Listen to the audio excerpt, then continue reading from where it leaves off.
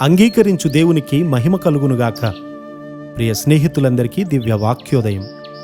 ఈనాటి పాఠ్యభాగము యాకోబు 1:21.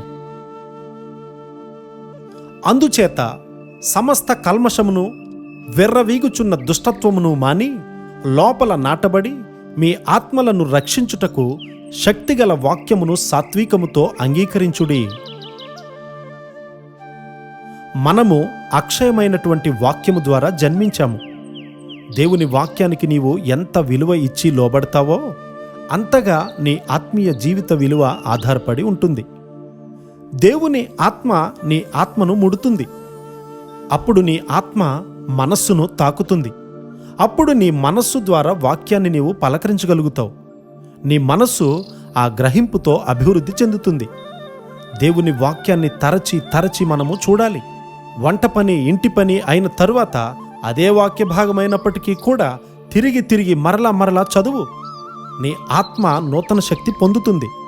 నీ ప్రార్థన ఇంకా లోతుగా ఉంటుంది. నీ ప్రార్థనలో సంతోషాన్ని నీవు కనుగొంటావు. నీ ప్రార్థనలో ఉన్నటువంటి నాణ్యత కూడా పెరుగుతుంది. లోక విషయాలను తక్కువగా నీవు అడుగుతావు. మన ఆత్మ లోతులేని నీళ్లలో ఉండడానికి అలవాటు పడిపోయింది కదా.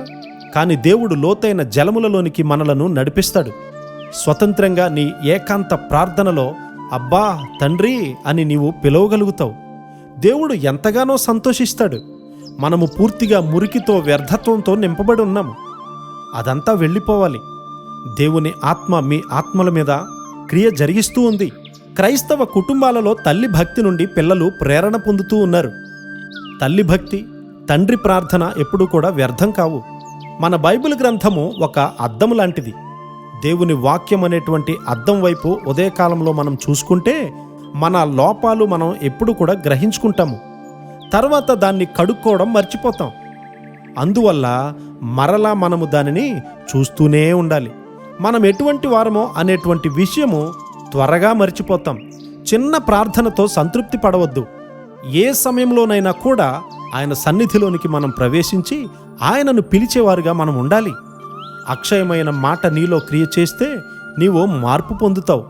అక్షయమైనటువంటి మాట నీవు వెంబడిస్తే నీ శరీరము ఆరోగ్యంగా ఉంటుంది. క్రియలు చేయగోరువారుగా ఉండండి. దేవుని వాక్యము మీ హృదయంలో పనిచేస్తూ ఉండగా నీలో నుండి గొప్ప విషయాలు బయటకొస్తాయి. దేవదూతలు కూడా నీ కొరకు పనిచేస్తారు.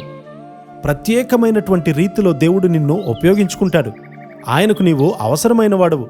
నీవు లేకుండా ఆయన రాజ్యాన్ని ఆయన కట్టలేడు.